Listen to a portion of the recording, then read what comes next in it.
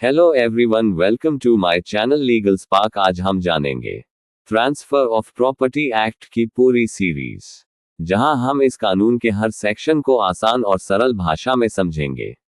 इस सीरीज में आप जानेंगे संपत्ति का ट्रांसफर क्या होता है, कौन संपत्ति ट्रांसफर कर सकता है, किन तरीकों से संपत्ति ट्रांसफर होती है, और ट्रांसफर से जुड़े महत्वपूर्ण कानूनी अधिकार और जिम्मेदारियां।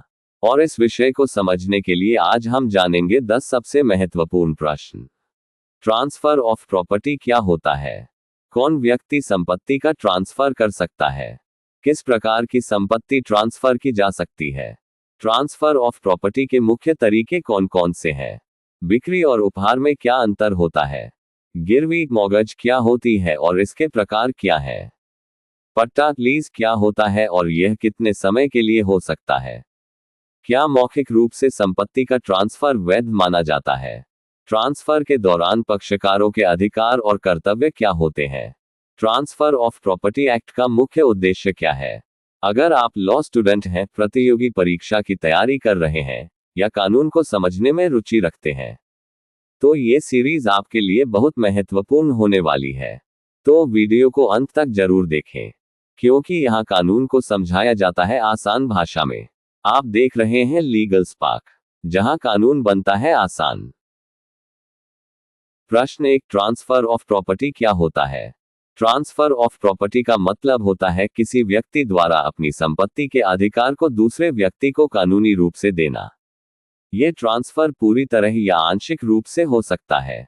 उदाहरण के लिए, अगर कोई व्यक्ति अपनी जमीन बेच देता है, उपहार में देता है या किराए पर देता है, तो ये सभी ट्रांसफर ऑफ प्रॉपर्टी के अंतर्गत आते हैं। सरल शब्दों में कहें तो, जब संपत्ति का मालिक अपने अधिकार किसी दूसरे व्यक्ति को देता है, उसे ट्रांसफर ऑफ प्रॉपर्टी कहा जाता है। प्रश्न 2, कौन व्यक्ति संपत्ति का ट्रांसफर कर सकता है। संपत्ति का ट्रांसफर वही व्यक्ति कर सकता है जो उस संपत्ति का कानूनी मालिक हो, जिसकी मानसिक स्थिति सही हो, जो कानूनन ट्रांसफर करने के योग्य हो। इसके अलावा कुछ मामलों में अधिकृत एजेंट या प्रतिनिधि भी ट्रांसफर कर सकता है, लेकिन नाबालिग, मानसिक रूप से अस्वस्थ व्यक्ति या बिना अधिकार वाला व्यक्ति संपत्ति का वैध ट्रांसफर नहीं कर सकता। प्रश्न 3, किस प्रकार की संपत्ति ट्रांसफर की जा सकती है। ट्रांसफर ऑफ प्रॉपर्टी में मुख्य रूप से अचल संपत्ति शामिल होती है, जैसे जमीन, मकान, भवन, दुकान। इसके अलावा कुछ चल संपत्ति भी ट्रांसफर हो सकती है, लेकिन कुछ चीजें ट्रांसफर नहीं की जा सकती, जैसे भविष्य की उम्मीद, सरकारी पेंशन, व्यक्तिगत अधिकार।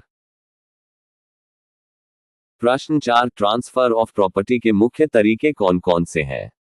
संपत्ति ट्रांसफर करने के मुख्य तरीके हैं: बिक्री, जब संपत्ति पैसे लेकर दी जाती है; उपहार, जब बिना पैसे संपत्ति दी जाती है; गिरवी, जब संपत्ति को ऋण के बदले सुरक्षा के रूप में रखा जाता है; पट्टा, जब संपत्ति किराए पर दी जाती है; विनिमय, जब संपत्ति के बदले संपत्ति दी जाती है।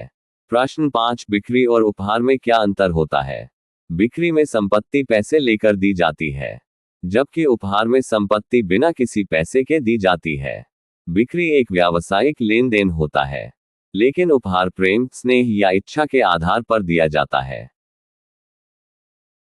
प्रश्न 6, गिरवी क्या होती है और इसके प्रकार क्या है।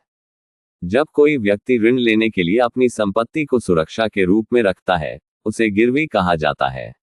गिरवी के मुख्य प्रकार होते हैं: सरल गिरवी, बंधक गिरवी, सशर्त बिक्री गिरवी, उपभोग गिरवी, समानता गिरवी। गिरवी में ऋण देने वाले व्यक्ति को संपत्ति पर अधिकार मिल जाता है। प्रश्न 7, पट्टा क्या होता है और यह कितने समय के लिए हो सकता है। पट्टा का मतलब होता है जब संपत्ति को निश्चित समय के लिए किराए पर दिया जाता है। पट्टा कुछ महीनों, वर्षों या लंबे समय के लिए भी हो सकता है। पट्टा में मालिक और किराएदार दोनों के अधिकार और कर्तव्य तय होते हैं। प्रश्न 8, क्या मौखिक रूप से संपत्ति का ट्रांसफर वैध माना जाता है। कुछ मामलों में मौखिक ट्रांसफर मान्य हो सकता है, लेकिन अचल संपत्ति के अधिकतर मामलों में लिखित दस्तावेज और रजिस्ट्रेशन जरूरी होता है। बिना रजिस्ट्रेशन के संपत्ति ट्रांसफर अक्सर अवैध माना जाता है। प्रश्न 9, ट्रांसफर के दौरान पक्षकारों के अधिकार और कर्तव्य क्या होते हैं?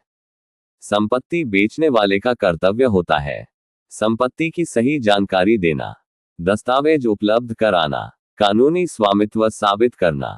खरीदने वाले का कर्तव्य होता है निर्धारित राशि का भुगतान करना, दस्तावेज की जांच करना, कानूनी प्रक्रिया पूरी करना।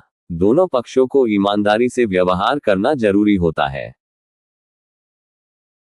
प्रश्न 10, ट्रांसफर ऑफ प्रॉपर्टी एक्ट का मुख्य उद्देश्य क्या है? इस कानून का मुख्य उद्देश्य है संपत्ति ट्रांसफर की प्रक्रिया को व्यवस्थित करना, लोगों के अधिकारों की रक्षा करना, विवादों को कम करना, कानूनी स्पष्टता देना। ये कानून सुनिश्चित करता है कि संपत्ति का ट्रांसफर सही और सुरक्षित तरीके से हो।